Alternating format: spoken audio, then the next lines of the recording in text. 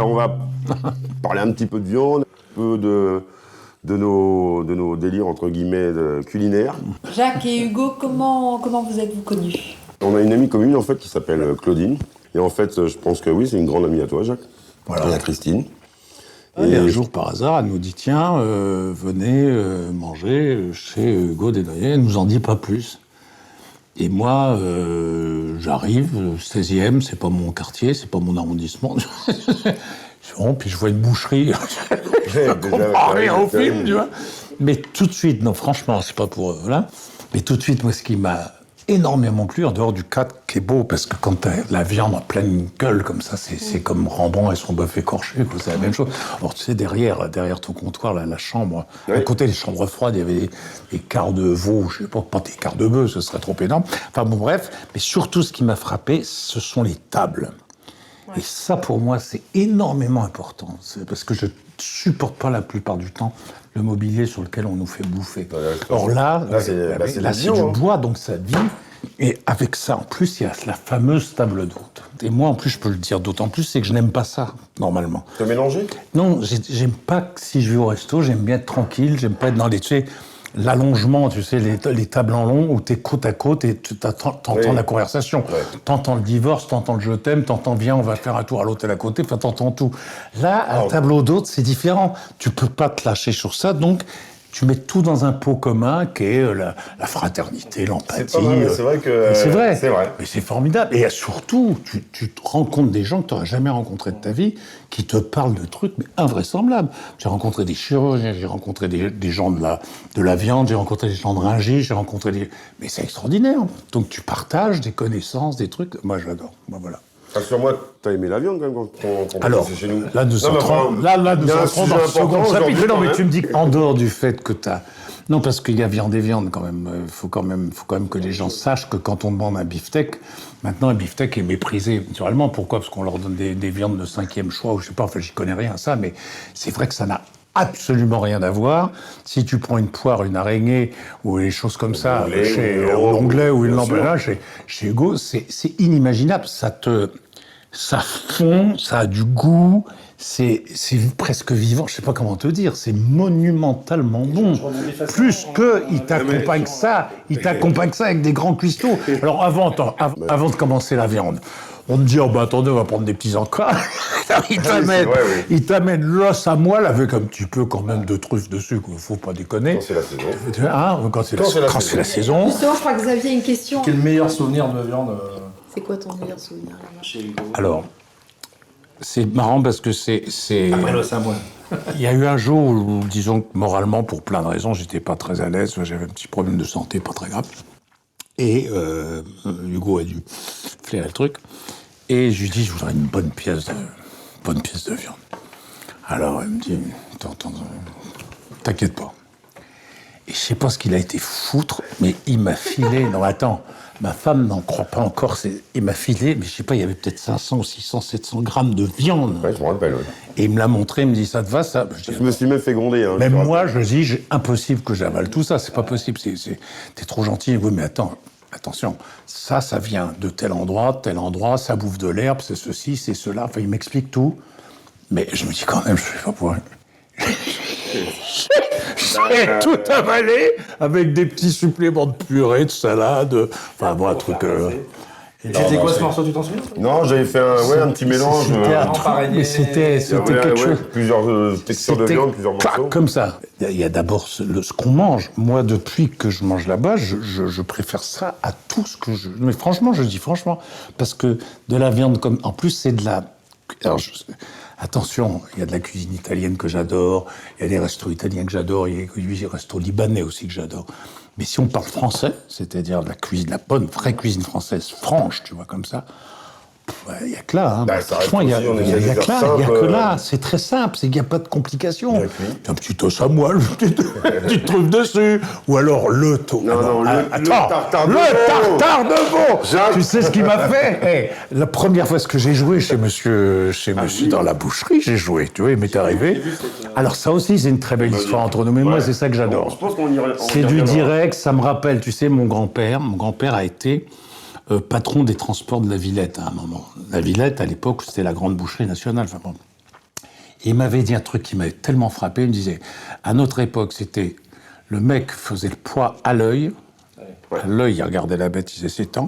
Et après, c'était tac, on tape dans la main, fini. On appelle ça liquide, la sous le traverse. siège, À la traverse. camion, sous le siège. Et jamais il comptait. Et mon grand-père m'avait dit, jamais il compte. Par contre, si t'as un mec qui veut te baiser de 100 balles, Tricard. c'est fini, terminé, il n'existe plus. Et ça m'avait marqué, ce côté comme ça. Et là-dessus, ça faisait déjà 3-4 fois que je venais, puis je dis, putain, mais j'adorerais jouer ici, moi, toujours, avec les morceaux de viande derrière et tout. Et lui, il me dit, mais comme ça. Non, ça vient pas de moi. Séverine, qui travaille chez nous, Ouais. t'as lancé l'idée. Il dit, mais pourquoi tu fais pas ça dans la boucherie? Et je dis, Et toi, tu m'as fait ça en tant qu'un chiche. beau cadeau d'anniversaire. Et je dis, chiche, allez, j'y vais. Et la première fois que j'y étais, j'ai dit, je te demande une chose. Oui. Oh putain, la troisième mi-temps, ça a été quelque chose d'après. Putain, après, lui, il foutait la zizique à toute berzingue et tout. Ouais. Puis ça y allait, ça crapahutait dans le Bourgogne, tu vois. signer ses bouquins. Ça crapahutait dans la vigne, comme on dit. Et ce qui était extraordinaire, c'est que j'avais juste demandé un truc, je n'ai pas grand chose, mais un bon tartare de veau, qui est quand même unique. Je ne le connais pas, c'est unique en France. Ça. Le tartare de veau, juste une petite lamelle, une petite... façon Hugo, quoi. Une bonne couche de caviar dessus. Ah oui. Et maintenant, il l'a lancé en petite part. Dans la boîte. Dans la petite boîte de caviar, ça fait un sympa. triomphe. Mais moi, j'ai le droit à la part du gros nounours, quoi. De Balou. Jacques, n'oublie pas que j'ai quand même des questions à te poser. Ah bah vas-y, ah bah oui. Mais là, bien sûr, justement, quel est ton meilleur souvenir chez Hugo? Eh ben, je suis très, très partagé entre des moments de convivialité comme, par exemple, l'anniversaire de ma femme, l'anniversaire de sa maman, 90 ans, elle dansait dans les bras d'Hugo. Elle nous a mis tous par terre et elle bouffait comme 10. Ah oui. Elle nous disait, oh, ben, j'ai pas faim, non, j'ai pas faim, puis elle mangeait plus que nous. Enfin, qu'elle était heureuse. et c'était un dansé bonheur. sur tout. C'était Ah impressionnant. ouais, là, moi, c'est une chose que j'adore, la maman de Christine, et voilà, puis mes enfants aussi. Alors ça, c'est des souvenirs très, très humains, des souvenirs, mais si tu veux, nous, avec Christine, on se dit, allez, on se fait un petit plaisir, on va chez Hugo, et c'est le bonheur. C'est le bonheur, Oui, c'est votre comme ça. moment, C'est notre moment comme ça. Mais c'est vrai que si tu me demandes le truc qui m'a complètement touché, je suis obligé de dire quand même que, au-delà du fait que c'est l'endroit lequel je mange le mieux, c'est le fait que j'ai joué là. Ça m'a... Non, parce que lui, il était tout ému, tout touché. En plus, je lui demande... Rien. Non, mais attends. T'avais fait des textes aussi de Il y Pierre avait un Loti, truc, à un moment, je dis à Christine, il faut quand même que celui-là, je le lise à Hugo, parce que c'est quand même gonflé. C'est un texte qui nous dit qu'à une époque, je la fais courte, on emmenait le cheptel sur le bateau et on les tuait, on les abattait sur le bateau, la bouffe pour bouffer. Et Pierre Loti raconte le malheur des 2 derniers bœufs à se faire tuer, quoi. Et c'est bouleversant. Ça, c'est un des moments qui m'a... Non, puis je peux pas tout raconter, mais Regarde, c'est, j'ai quand même un truc que moi de mon côté j'adore. Quand vous veniez faire les courses, il n'y avait pas le Covid et tout ça, c'était souvent le samedi ou au milieu de semaine. Et puisque ce que moi j'adorais, c'est de vous mettre dans le bureau. Ah bah le bureau, j'allais y venir. Le truc, c'est un privilège un peu James Bond, tu vois. C'est-à-dire que tu passes derrière et tu vas dans le tout petit bureau, tout minuscule, où il fait ses comptes, son téléphone. merveilleux, Et là, et l'autre fou, je ne dirais pas, une des plus grandes stars françaises. Il dit, attends, tu sais qu'elle m'aime bien, tout, dans le petit bureau. Elle m'aime bien, attends, je vais là. Allô, une telle, comment ça va? Alors, moi, je dis, tiens, je vous passe quelqu'un qui vous adore, qui t'adore, qui te connaît bien. Et boum, paf, je le retrouve. Je ne peux pas dire qui, mais c'est the big star. Et non, mais c'était, voilà, tout était... C'est vrai que le petit bureau, ça, je le gardais un peu pour moi. Puis c'est vrai qu'il y a eu j'ai eu à affronter des trucs où j'étais, 1 heure après une mauvaise nouvelle, j'étais chez Hugo. Et ça, c'est des choses dont on se souvient, quoi. Énorme. C'est magnifique, parce que d'un seul coup, tu oublies la mauvaise nouvelle, mais franchement... Alors ça, On a passé des bons moments, ouais. Ah ouais, génial. Et je tiens quand même à préciser que la dernière représentation que tu avais faite, on a réussi dans la boutique à mettre 96 personnes assises devant Jacques. Les gens étaient comme ça. mètre carré, Enfin, ouais. des gens qui sont très habitués, tout, comme ça. Ah, c'était Il y en extraordinaire. avait même derrière toi. Ah oui, il y en avait partout. J'étais arrivé en retard. Partout. Et on avait fait des lumières, on avait amené des vieux projets et tout. Ah oui, ton gars, il avait fait un Ouais, Philippe, qui avait fait un boulot formidable. C'est une question à toi, ça. Quand tu es dans la campagne, tu te balades à l'horizon, tu vois une forêt ou un troupeau de vaches?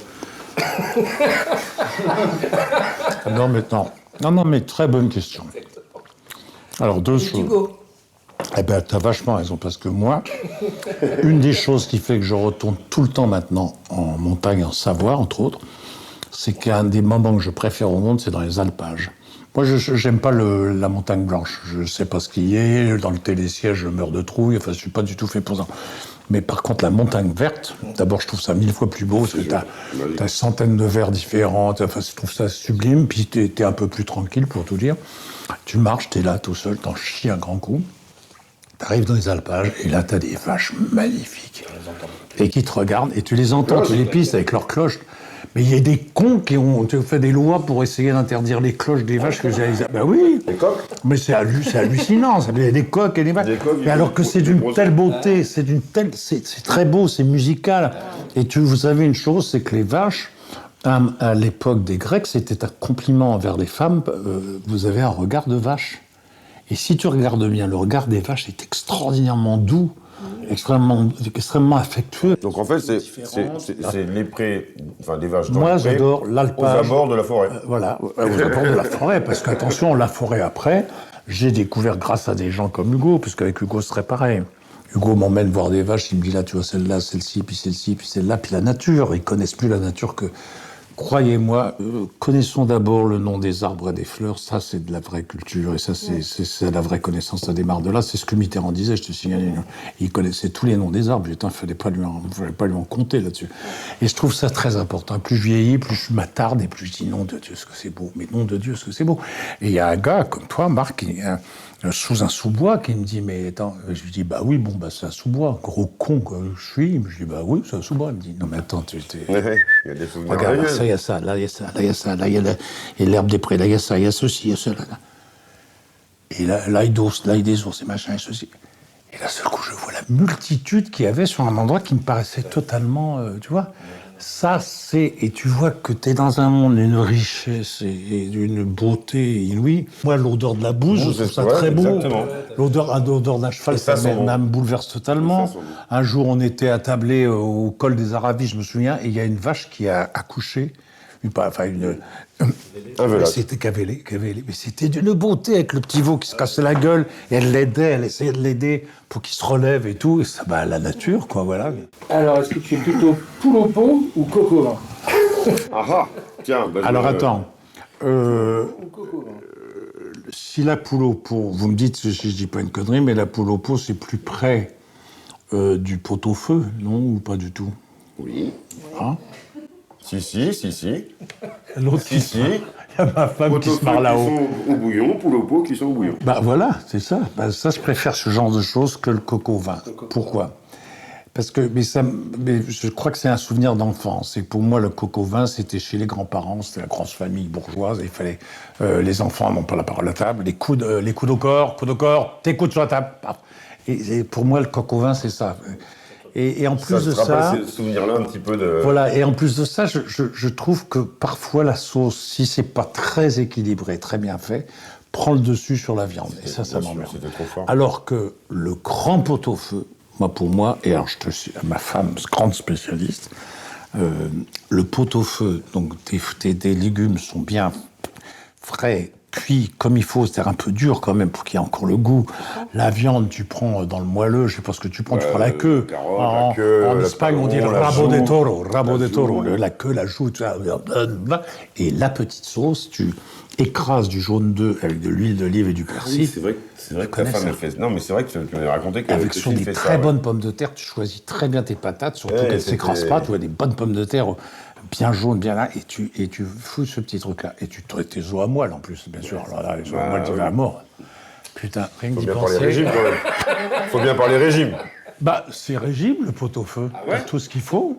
Là, non, coco vin, tout ça, je suis pas très. Alors, attention, c'est très bien, exprès, hein, très bien fait. C'est une grosse question piège aujourd'hui. Très bien fait, ça peut être très beau. Mais bon.